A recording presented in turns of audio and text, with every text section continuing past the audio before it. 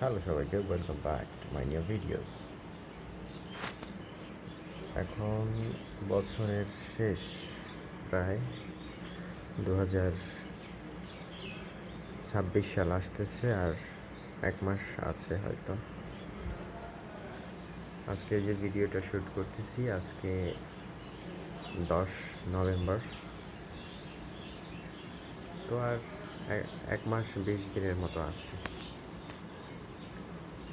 তো এই অবস্থানে এসে আমি সবাইকে একটা মেসেজ দিতে চাই, যারা চাকরি করতে চাইতেছেন। অনেকে আছে, আপনাদের হয়তো বলবে যে সরকারি প্রতিষ্ঠানে চাকরি করবা, আমার চাকরি স্থায়ী হইবে, এক সময় স্থায়ী হয়ে যাইবে। আমি বলতে চাইতেছি আউটসোর্সিংয়ের কথা।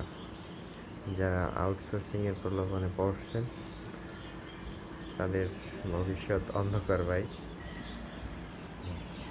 দয়া করে কেউ আউটসোর্সিংয়ের মতো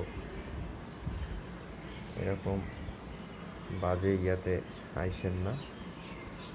বেতন কয় মাসের যে ঘুরবে তার কোনো ঠিক নেই।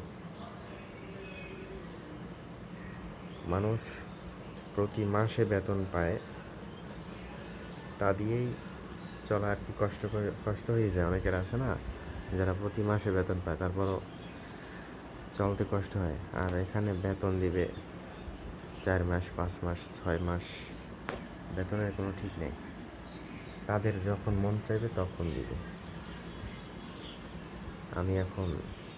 আমি নিজেও একজন আউটসোর্সিংয়ের চাকরি করি। তো আগে আসলে বুঝি নাই, যদি বুঝতাম তাইলে হয়তো আসতাম না। এখন এই জায়গায় আসার পরে যারা সিনিয়র যারা আছে তারা বলতেছে যে লেখাপড়া করে এইখানে কেন আসছো, এর থেকে তো কোম্পানির চাকরি ভালো।